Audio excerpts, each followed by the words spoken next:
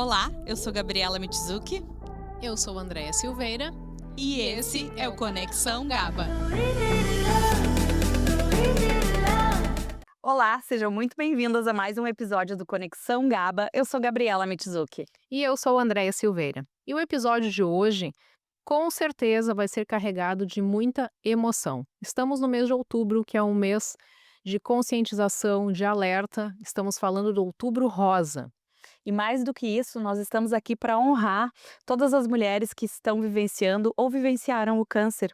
E para nos apoiar nesta conversa, nós trouxemos uma convidada super especial, a Bruna Cifuentes, que é especialista em comportamento e comunicação sistêmica. Seja muito bem-vinda, Bruna. Muito obrigada, estou muito honrada com esse convite e de falar sobre uma jornada que é realmente genuína e que eu possa poder ajudar muitas mulheres. Ai, que maravilha, que bom, a gente tem certeza que vai. E para começar, a nossa pergunta aqui de abertura é o que toda mulher quer saber sobre vencer o câncer. Que não é um diagnóstico terminal e que é um pedaço da nossa vida. É uma parte onde não determina quem eu sou, mas o que eu preciso olhar a respeito do meu feminino, a respeito de muitas questões que talvez estavam sendo anuladas ali na minha essência. E toda mulher precisa saber que, apesar, e eu falo muito sobre isso em uma palestra que eu tenho, que tem muito mais do que além do que se vê. Então, além de todas as coisas que um câncer nos proporciona negativamente, tem muito mais coisas positivas. Muito aprendizado, com certeza. Mas para começar aqui o nosso bate-papo, como é, Bruna, receber a notícia, né? O que passa na cabeça? No meu caso, eu fiz então uma biópsia, eu comecei a sentir, eu apalpei, acho que é uma pergunta que toda mulher quer saber. Como tu descobriu? Como foi essa descoberta, né? E dentro dessa descoberta, eu fui num exame de toque, e então eu toquei e verifiquei que tinha algo estranho. Fui numa médica, ela disse que vamos acompanhar, tinha 2 centímetros. Depois ele estava evoluindo, e aí eu já estava aparecendo no top da academia, já estava bem visível. Então, quando eu fui diretamente, sendo mais objetiva, operar, era simplesmente depois de um resultado de uma biópsia, para verificar, para retirar, porque estava crescendo, né, muito incontroladamente. Só que daí, quando eu fui fazer a revisão da cirurgia, que veio o diagnóstico de câncer de mama, e é como se um buraco abrisse na minha frente, assim. Eu realmente, não existe nenhuma sensação que se compare a algo nesse sentido. Um buraco se abre e eu acredito que toda mulher já só tem um pensamento. Algumas não, mas eu acredito que todas, em sua maioria, como eu vou ficar careca? Porque a primeira imagem que vem na nossa cabeça é o estigma da mulher careca de lencinho ou de turbante. Que loucura, né? De pensar que eu que não passei por essa situação imaginava assim, bah, será que eu vou ficar viva? Será que eu vou morrer? Será que, assim, sabe? Tu chegou a ter esse sentimento, assim, já de bate-pronto? Ou, assim, a questão da autoestima, talvez, do cabelo ressoou ali num primeiro momento mais forte? A primeira pergunta que eu fiz, quando a médica me deu o resultado, isso é uma coisa bem importante de falar sobre acolhimento na hora dessa comunicação. Eu tive uma médica, inclusive eu também farei uma palestra para ela, em Santa Cruz do Sul. Ela teve um acolhimento tão grande, não só comigo, mas com meu esposo também, de trazer, ela esperou o momento certo para contar, ela foi tirando os pontos, foi sentindo o meu momento, e aí que ela foi introduzindo. Ela me deixou livre para repetir o diagnóstico da biópsia, porque poderia ter dado, talvez uma incongruência de dados da biópsia do material total. E ela me deixou essa liberdade, e ela disse sim, né, com toda a delicadeza, que seriam 16 quimioterapias, talvez mais cirurgias, mais a radioterapia, né, e que não se sabia o que ia acontecer. Mas ela teve esse cuidado, assim, de me trazer essa delicadeza. Só que naquele momento, assim, eu nunca tive medo da morte, assim, algo interessante, eu acho, porque também, não sei se é porque eu não tinha filhos, não tenho ainda, tô nesse processo ainda para ter, mas essa questão da morte não me pegava. O que me pegava era o trajeto, se eu daria conta do trajeto. Porque a jornada eu sabia que seria muito extensa, muito extensa. Então eu não sabia, assim, não sei se eu dou conta dessa jornada, de passar pelo processo. E em algum momento, Bruna, tu pensou em desistir? O tempo todo. Na verdade eu pensei em desistir, na verdade eu pensei em não começar. Acho que é isso que é interessante, assim. Hum. Porque quando ela me deu esse primeiro diagnóstico, eu fui lutando. E aí eu peguei a amostra, levei num outro laboratório e fiquei: "Não é, com certeza não é. Eu não pode ser". Uhum. E aí comecei uma saga de buscar um médico em Porto Alegre, né, porque na época eu fiz a cirurgia em Santa Cruz por uma questão ali de esperando o plano de saúde, enfim, uma burocracia. E naquele momento eu fui buscando e eu tive uma rede de apoio de pessoas que me indicaram uma especialista aqui de Porto Alegre, que é a doutora Betina, inclusive quero mandar um abraço para ela, que foi a pessoa que me colocou de frente para a solução. Ela não colocou uma questão de que: "Não, vai ser difícil". Não, Uhum. nunca vou esquecer o desenho que ela fez, ela disse: "Ah, tu tá aqui, tu tá num ponto aqui, nós vamos fazer uma escadinha em direção à cura, e isso vai acontecer, mas a gente vai fazer um processo". Uhum. Então até chegar nela, eu fui brigando e fazendo todos os exames e brigando, brigando, brigando com isso. E aí fui num oncologista, peguei também o doutor Leonardo, foi incrível, ele foi meu malvado favorito. Eu sou uma sagitariana que fico ali lutando pra reverter ao meu favor, obviamente. E eu tinha certeza que eu ia conseguir driblar isso. Não, não vou fazer. Vou Uhum. achar uma forma alternativa, vou buscar um tratamento com, não sei, com alguma coisa, com tudo. Vocês não imaginem as pesquisas que eu fiz, assim, com possibilidades. Uhum. Mas Achei várias. isso não deixa de ser um processo de negação, Total. É? né? Não, neguei total. Falei: "Não, não vou fazer". Até porque no meu caso, assim, é importante a gente ressaltar para as mulheres que estão aí descobrindo um diagnóstico ou que estão durante um tratamento, que primeiro a negação ela vai acontecer, Uhum. e segundo que a gente vai buscando alternativas para evitar tudo isso que a gente já vê na internet que vai acontecer. O que é mais importante a gente dizer que o tratamento oncológico ele é único, Uhum. ninguém vai passar pelo mesmo.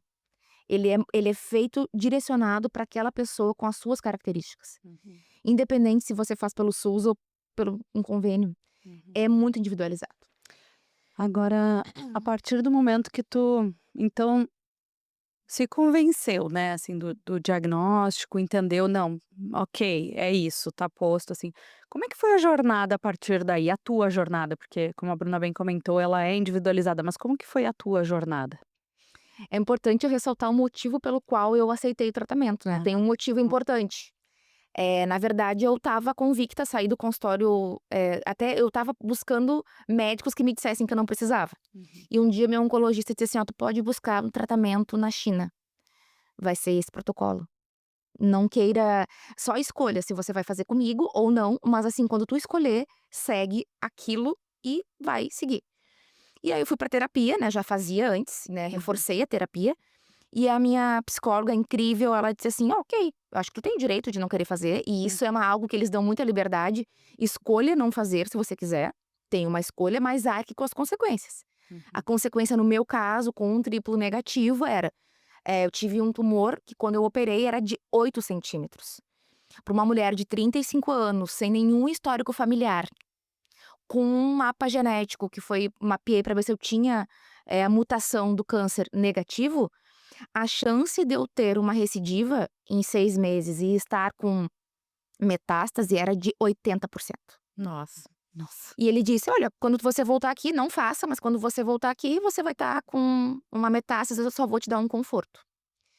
E a minha psicóloga, muito habilidosa, disse: "Acho que tu tem que escolher, mas tu tens um sonho de ser mãe e talvez tu faça o processo, finja que tá tudo bem, não fez tratamento, e aí você vai ter filhos e talvez você não possa nem cuidar, porque se tiver uma recidiva". E com a mudança hormonal, a gente sabe que uma gestante ela pode desencadear muitos processos. Eu, com esse histórico, uhum, poderia estar com um filho nos braços e tendo que passar por um processo que talvez aí sim eu não ficaria viva. uhum. Então o motivo pelo qual eu aceitar o tratamento era: ou eu passo agora ou eu vou ter um problema que eu nem sei que proporção é. Agora, Bruna, a jornada, né, dessa cura, ela é por vezes longa, né, e mesmo que seja curta no sentido do tempo, para o paciente ela é longa, porque cada dia imagino que, assim, é potencializado, né.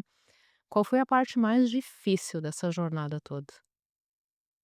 Bom, respondendo a pergunta da Gabi também da jornada, pra mim ela foi uma jornada onde no início eu comecei um protocolo fazendo as 12 sessões de quimioterapia brancas, que eles chamam, que é um protocolo que é um pouco ameno, né, e até pra que a perda do cabelo eu fosse sentindo um pouco mais devagar. Uhum. Então esse processo foi de aceitação da perda do cabelo, que foi muito difícil, e aí eu fiquei navegando entre aquele lugar de coloco uma peruca, uso lenço, o que eu vou fazer nesse período? E Uhum. nesse período eu fui perdendo o cabelo, assim, e aí a gente vai pensando: não vou perder esse cabelo, assim, que nem a gente vê, né.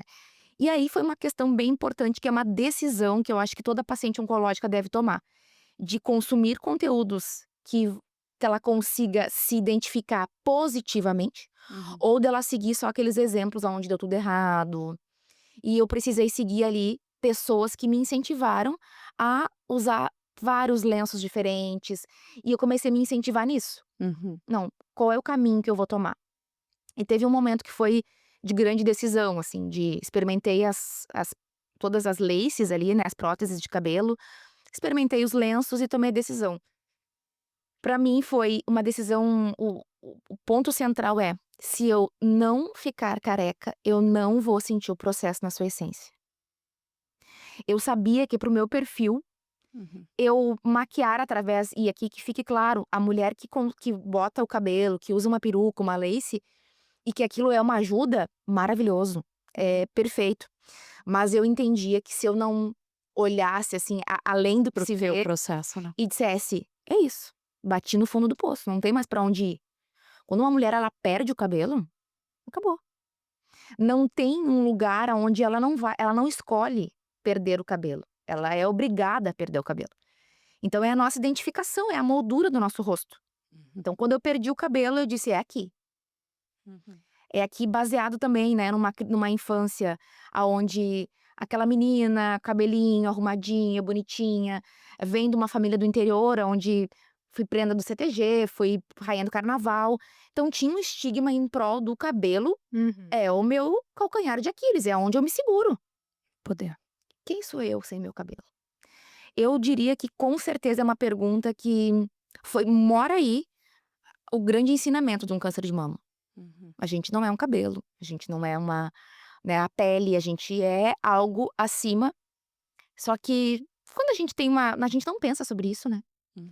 Como é a sensação do banho, da água caindo numa cabeça sem cabelo? Eu nunca teria. Uhum. E essa sensação eu posso dizer que é libertadora.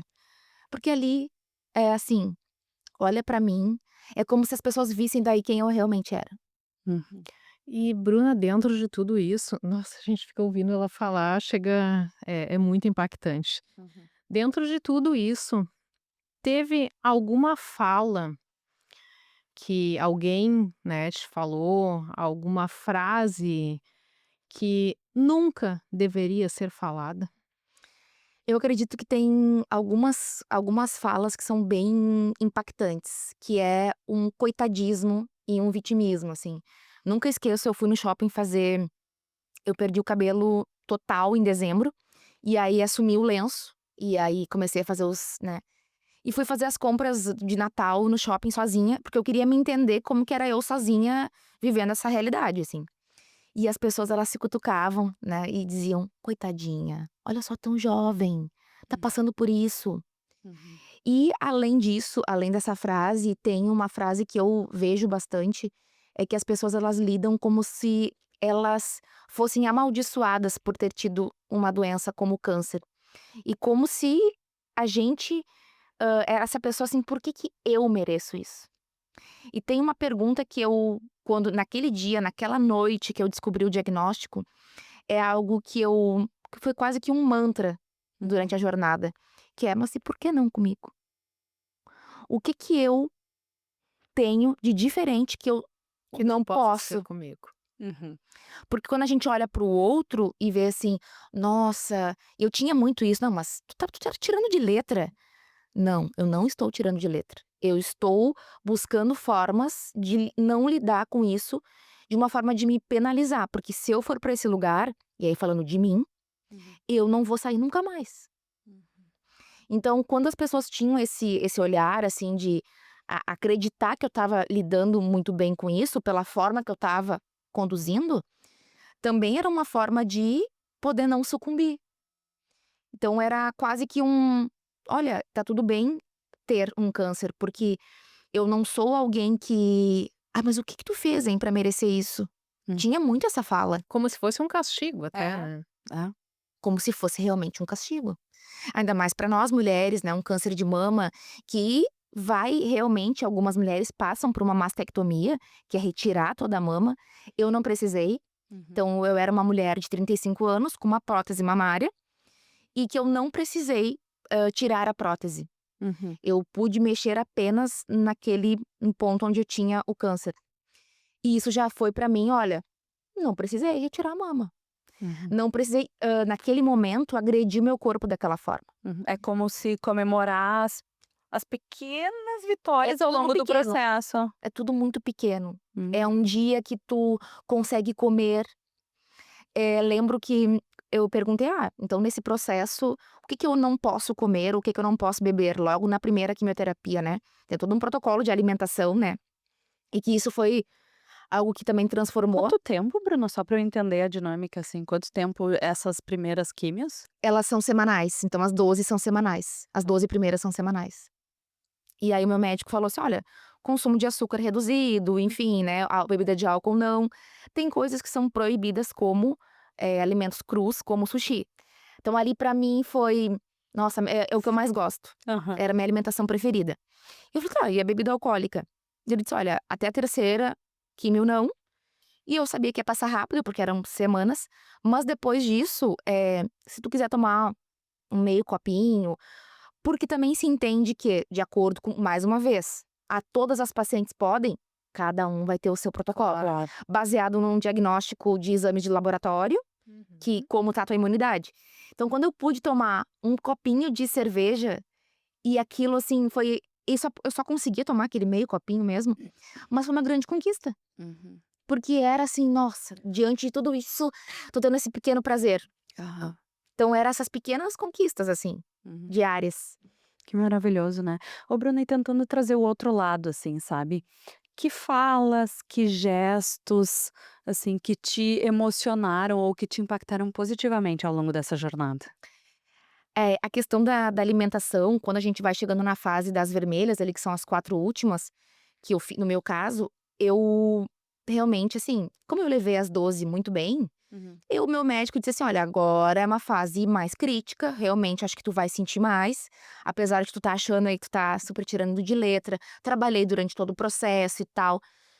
E eu achei que seria igual, Uhum. porém não, assim, realmente, mata as células boas e as ruins, esse é o processo. Uhum. E aí eu moro aqui em Cachoeirinha, aqui do lado, né, e a minha família é do interior, é de Uhum. Arroio dos Ratos. E eu não tinha uma rede de apoio aqui perto. Uhum. Uhum. E teve um dia meu marido trabalhando, né, tentando segurar todas as pontas ali, me cuidando, trabalhando de casa, ajustando todos os pratos. Ele foi, assim, alguém que realmente foi meu pilar fundamental. E naquele momento teve um dia que eu não tinha forças pra ficar em pé pra eu cozinhar, não tinha, assim, eu não conseguia, era só deitada mesmo. E eu falei: "Olha, eu preciso hoje comer um feijão". Uhum. Eu hoje, assim, tô conseguindo, me deu uma luz, assim, ó, consegui, vou conseguir comer. Uhum. E foi muito interessante que eu botei no grupo do meu condomínio, eu falei assim: "Olha pessoal, olha só, eu tô passando por um tratamento, enfim, se alguém tiver", isso era 11 horas, "se alguém por acaso estiver fazendo um feijão novinho, assim, eu até posso comprar", porque eu não queria de alguém de um restaurante, por exemplo. Uhum. Queria, sabe, aquela comida de casa? Em 5 minutos chegou, assim, ó, 6, as pessoas trazendo na porta da minha casa, de todas as formas, assim. Era um feijão, olha, não consegui fazer agora, mas eu tenho um congelado. E chegou lentilha, e chegou o feijão, e chegou, e meu marido disse assim: "Eu nunca pediria. Eu não teria coragem de pedir, porque eu me sentiria muito com vergonha". Eu disse: "Mas meu querido, se eu não pedir agora, eu não tenho mais recursos. Meus recursos são esses. E eu não estou fazendo isso porque, ai, coitada de mim, me dá um feijão". Sim.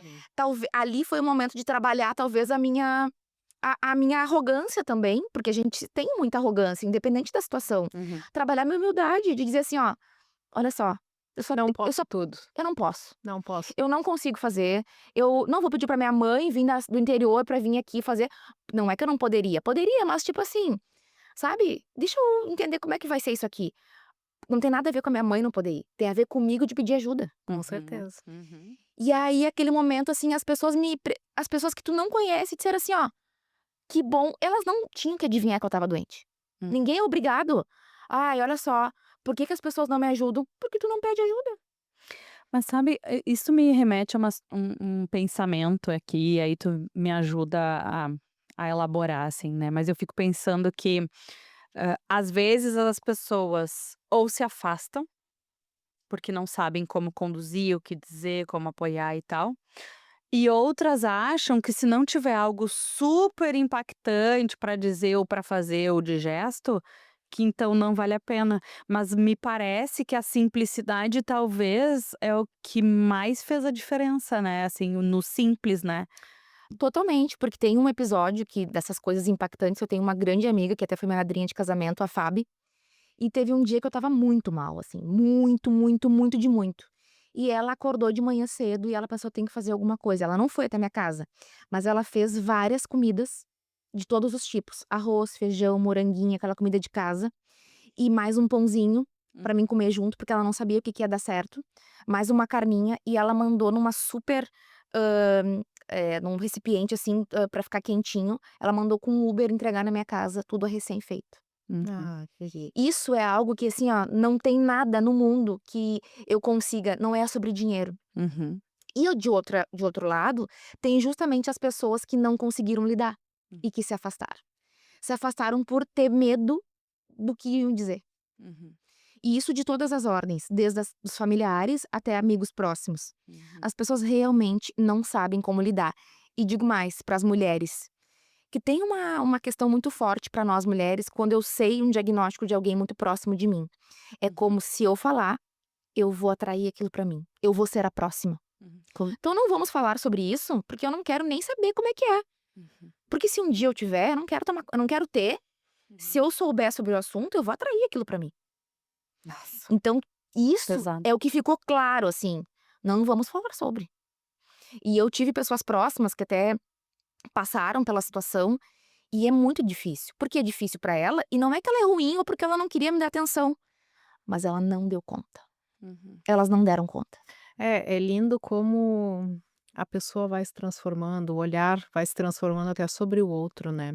Mas Bruna, deixa eu aproveitar, né, na tua fala tu mencionou o teu marido, e eu acredito que um grande tabu ainda dentro desse processo todo que a mulher vive é a sexualidade.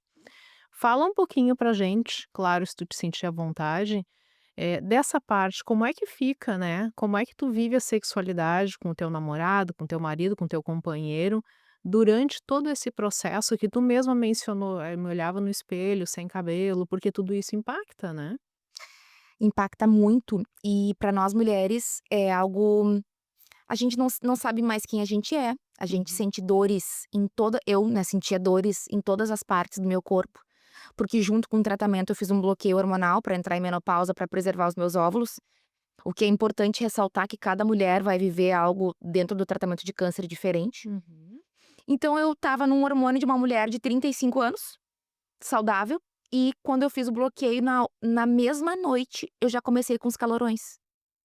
Então, assim, o meu marido, isso era outubro, o meu marido tinha que usar uma coberta, muito quente pra se cobrir, porque eu tinha que ligar o ar-condicionado, no gelado. E ali começou essa descoberta. Então, esse primeiro processo de com o primeiro passo, fazer essa conversa muito franca que nós mulheres a gente foi castradas. Eu digo a minha geração também foi. Uhum. Talvez as que vieram depois de mim, muito menos. uhum, Mas nós, eu falando de mim, a gente veio de uma geração onde a mulher também tem que ainda a da minha mãe muito mais, mas a minha ainda teve esse resquício de servir, de estar sempre disponível sexualmente uhum, falando, uhum, de que se eu não estou disponível, o meu marido vai me trocar. Uhum. uhum, E de que existem 80% dos homens que nesse momento não dão conta, se sente excluído, porque a relação sexual é como se eles estivessem ali sempre, a mulher tá me dando atenção. Se ela uhum, está disponível para mim sexualmente, ela tá me dando atenção. O que é uma questão muito deturpada para falar sobre sexualidade. Não é somente o ato sexual, existem outras questões, né? Mas no meu caso, então, é importante falar que eu tenho um ressecamento vaginal que é inegável. Uhum. Então, não tem como, algo que a gente pode ter várias formas de lidar. Hum. Algumas mulheres usam lubrificante, outras mulheres usam óleo de coco. Uhum. E falando com mulheres que vivem isso, elas ficavam nessa luta, assim: "Não, mas eu tenho que fazer, eu tenho que dar um jeito de não, uma vez por semana pelo menos, porque senão coitado do meu marido". Uhum. Olha que frase mais, retrógrada, né, a gente pode dizer. E o coitado já é. Só o coitado já é Só por o si só. coitado já é por si só. Mas eu tenho que Uhum. Eu tenho que por quê? Qual é o medo que tá ainda intrínseco em nós mulheres de eu preciso para manter o meu casamento? Eu não sei nem se eu vou conseguir passar por isso, quanto mais manter meu casamento. Uhum. É muito difícil. Então, a gente conversou muito o tempo todo de dizer assim: "Olha, a gente vamos tentar, se não der, a gente vai respeitar", e a gente conversava muito abertamente: "Olha, não vai dar, ou vai dar". E eu lembro muito bem de um episódio, e ele brinca muito, ele assim: "Olha, foi muito difícil". Hoje ele fala, né, sobre isso. Tem um momento que a mulher ela pensa: "Eu preciso me reconhecer, eu Hum. preciso, assim, ver que eu tô viva". Uhum. E chegou um momento que eu preparei, assim, esperei ele do trabalho, assim, fiz né, eu botei uns petiscos, coloquei mais espumante, eu já estava podendo tomar um copinho, assim. E ele estava num dia muito estressado no trabalho, com uma azia enorme. É um episódio hoje que a gente dá risada. E ele não estava nem conseguindo comer, mas eu estava naquele dia, eu pensei assim: "Ó, tem que ser hoje". Porque assim, ó, não era nem por ele, olha como Era tu pra ti. eu pra mim, eu preciso entender se assim, ó, morri ou tô viva? Sei lá, vamos ver, né. Uhum. Preciso ver que eu tô viva. E aí ele viu aquela mesa montada e falou assim: "Meu Deus do céu, o que que vai ser de mim? Eu não tô conseguindo comer, eu tô mal também, tô estressada, tô com dor de cabeça, mas eu não posso falar nada, porque hoje com certeza é o dia que ela". Despertou. E aí ele sentou calmamente, comeu, bebeu, ele disse: "Eu não podia nem pensar em bebida".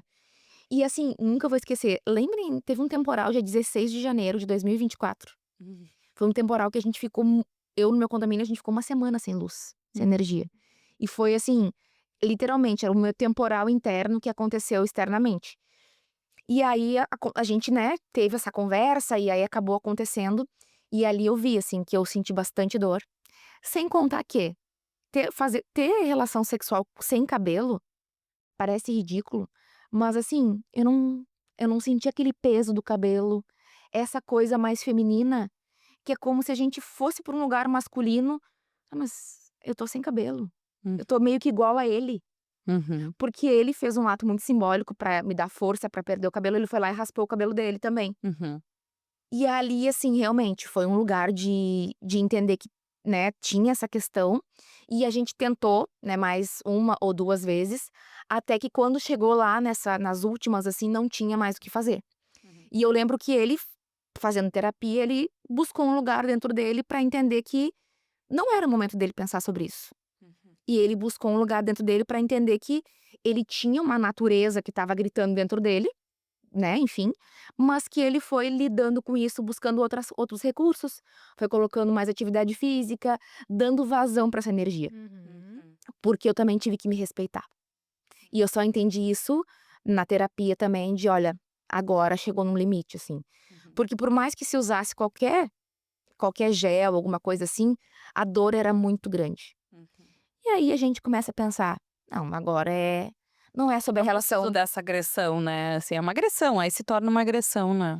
E aí tem muitas mulheres, assim, relatos que a gente ouve assim: "Não, mas então, falando abertamente, né, num lugar de adultos aqui, então faz alguma coisa pra agradar, né, o teu marido, assim, mesmo que não seja por ti, faça pra ele".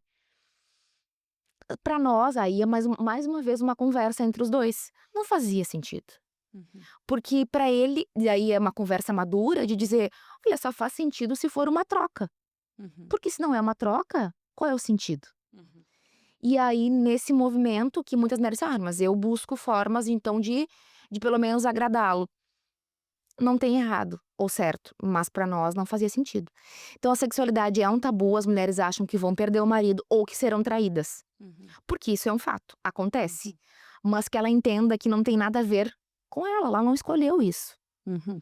E ela vai retomar a vida, né, com uma conversa, isso vai ser bem mais prazeroso, porque quando voltar, nossa, é como se fosse outra vida.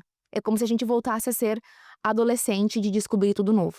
Sabe que é nesse ponto agora que eu queria entrar, te ouvindo, assim, uma palavra que me vem muito é renascimento, Uhum. né. Assim, várias vezes tu traz a tua fala, assim, redescoberta, né, palavras que pelo menos eu me identifico, assim, mentalmente quando tu fala. Em que momento, Bruna, tu te sentiu de fato pronta pra vida de novo, te sentiu assim: "Olha, agora eu tô zerada, vou começar do ponto zero", sabe? Reconstruir, refazer, enfim, ou resgatar, porque eu acho que também tem muito disso, né, ao longo ali do processo todo, a gente acaba, resgatando algumas coisas que ficaram no passado, descobrindo outras. Eu acho que tem algo que as pessoas falam e eu ouvi muito durante esses bastidores e em momentos de espera durante o tratamento, que é uma busca das mulheres de resgatar quem elas eram. Uhum. E aqui é talvez até algo que um manifesto para as mulheres, que essa possibilidade ela não existe. Uhum. A gente já não é mais o mesmo sem passar por nenhum tratamento, né. Quem eu sou agora, amanhã não seremos os mesmos, Uhum. experiências novas. Imaginem resetando, eu sempre brinco que um tratamento de câncer ele reseta tudo, porque ele matou todas as células, né.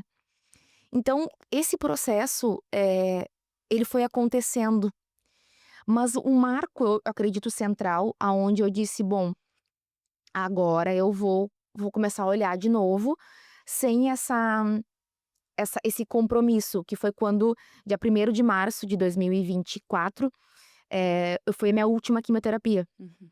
Então eu estava ali, foi quando eu assumi a careca sem lenço. Uhum. E ali foi um marco. E não um marco de recomeço, mas um marco de encarar o sem cabelo, de verdade. E dizer assim: "Ó, não tô usando não tem nenhum artifício sabe, que tá me maquiando". Então assim, é isso aqui que a gente tem. É Uhum. sem cabelo mesmo, é sem porque eu perdi toda a sobrancelha, perdi os cílios, o cabelo do corpo inteiro. É isso aqui. Eu não tinha mais, não eu tentava botar um rímel nos pequenos cílios que eu tinha ou nos que estavam nascendo já não tinha. Na última ali já não tinha mais nada. Uhum. Então aquilo foi um marco de dizer assim: "Então tá, zerei a conta, essa conta se tínhamos alguma conta, essa aqui a gente tá cumprindo", eu ainda tinha as rádios pra cumprir e mais uma cirurgia, depois desse dia 1º de março. Mas ali era assim, o tabu de todo paciente oncológico é a quimioterapia, Uhum. não há dúvidas. É quando tu pensa em quimioterapia, tu já relaciona a perda do cabelo Uhum. e a todo o mal-estar que vem. Uhum. Então pra mim foi esse marco de: "Olha, eu vou assumir que eu não tenho cabelo, vou assumir as feridas que eu tinha na cabeça pela perda de imunidade, Uhum. essa aqui". As pessoas me olharem achando que eu era um ET, realmente, e entender que eu precisava também buscar networks pra trabalhar ao mesmo tempo. Uhum. É isso aqui que a gente tem. Pra mim esse foi o marco de recomeço. E até aproveitando o teu gancho, assim, como é que fica porque, assim, nós temos inúmeros papéis na vida, né, mas, assim, como que fica o papel da Bruna profissional ao longo das químios, então, né, assim, que eu entendo que é talvez um ponto crítico aí Uhum. da jornada. É interessante porque eu tinha ali quando tu tem, ninguém sabe, não tem uma lógica, cada um vai reagir de um jeito. Uhum. Então eu como profissional liberal, né, prestadora de serviços, consultora, eu ia ter que organizar minha agenda com os clientes de consultoria para como que eu ia lidar com isso. Uhum. Então, eu não sabia muito bem, mas eu tinha uma coisa que é muito importante, e eu acredito que as pessoas fogem um pouco disso, que é de estudar sobre. Uhum.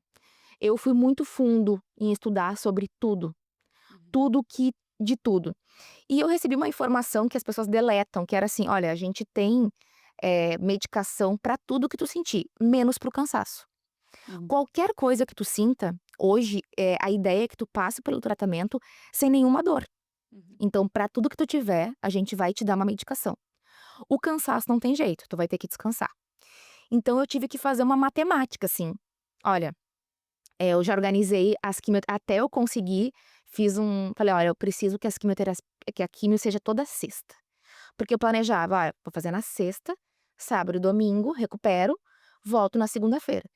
Nas 12 primeiras foi maravilhoso, deu tudo certo, então eu trabalhava normalmente. Uhum. E os clientes foram vendo essa perda capilar, né, e eles iam, assim, trazendo uma admiração ainda mais, porque eu precisava também perdendo o cabelo com alguns clientes, mas buscando novos. Eu não tinha esse momento de parar, não tinha como. E fui fazendo. E meu médico, no final, ele disse: "Olha, eu não sabia como é que tu ia lidar, mas assim, hoje eu posso te dizer com toda certeza que o trabalho te salvou.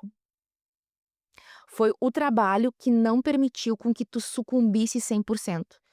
Eu sou uma pessoa muito agitada, assim, que tá sempre, né, em constante comunicação, e o trabalho ele fez com que eu lidasse com aquilo só naquele bloco.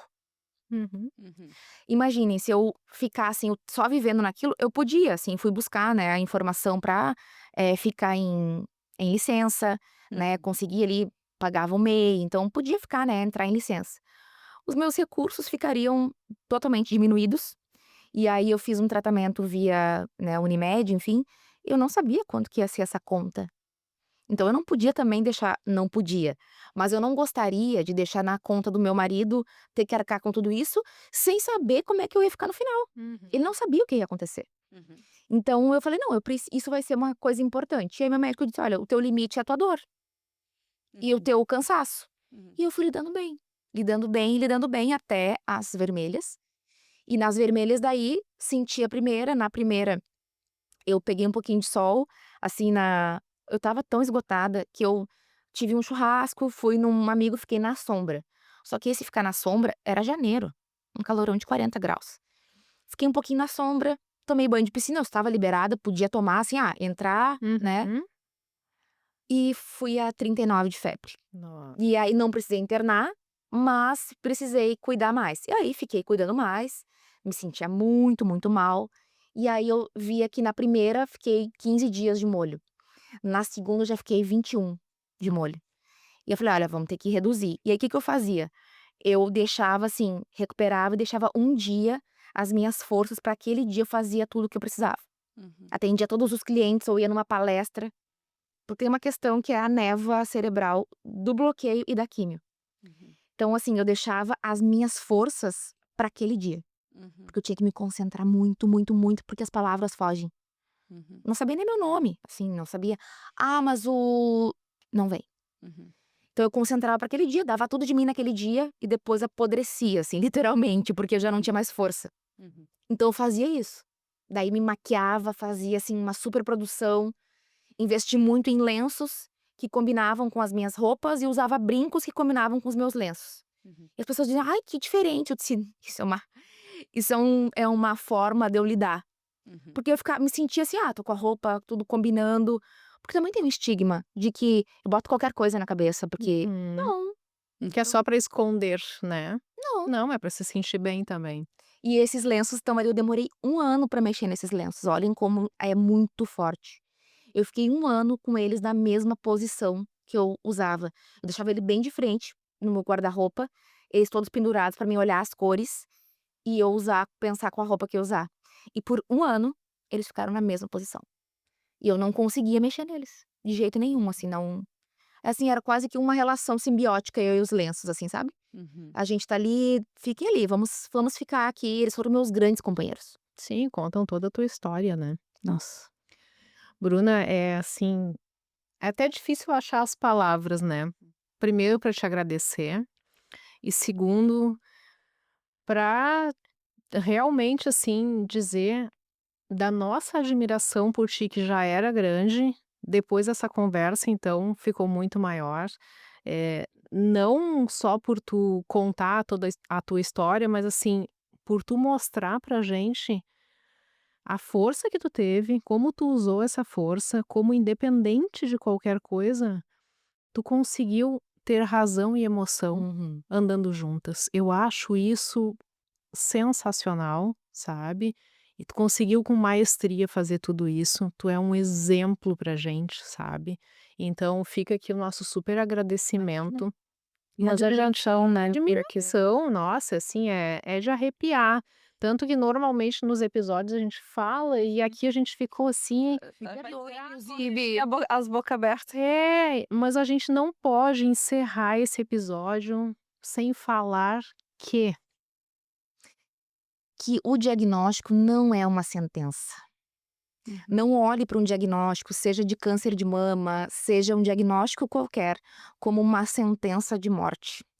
Ele é uma parte de quem nós somos, mas ele também não é um castigo, ou tampouco ele é algo que eh, torne a gente alguém menor. E também ele não é uma doença maldita. Se eu pudesse dizer, em poucas palavras, que toda doença ela vem para fazer a gente olhar para algo que a gente não está conseguindo. E o câncer, ele foi, e eu entendi que ele foi um grande amigo. Ele foi um amigo para me transformar em alguém muito melhor.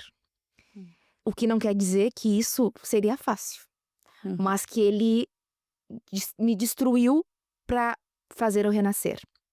Então a gente não pode dizer, e a gente precisa falar que toda doença ela vem para curar uma parte da gente. A gente tem a opção de olhar para isso com amorosidade ou de lutar e achar que a gente foi castigado. Tudo está a serviço de algo melhor. Ah, que lindo. Que lindo. arrepiar. É. Aqui estamos praticamente sem fôlego. Sem Essa foi a nossa homenagem, o nosso reconhecimento, né, para vocês, mulheres que já passaram por algo semelhante ao que a gente conversou aqui, ou que conhecem alguém querido que está passando. A nossa forma de homenagear a força, né, durante todo esse processo, mas também de dizer que, como a Bruna bem colocou, isso não é um ponto final, é um recomeço, né? É uma grande virada de vida. Então, queria também agradecer os nossos apoiadores que estão conosco aqui presenteando a nossa convidada Miró Chocolates, a Café Origem e a Mari Araújo, né, Gabi, que, como sempre, está aí disponibilizando looks maravilhosos para a gente conduzir esses episódios. É isso. Muito obrigada pela presença. Não deixem de nos seguir no nosso perfil aqui do Instagram, mas também de se inscrever no nosso canal, tanto no YouTube quanto no Spotify. Um beijo e até o próximo episódio. Beijo. Até a próxima.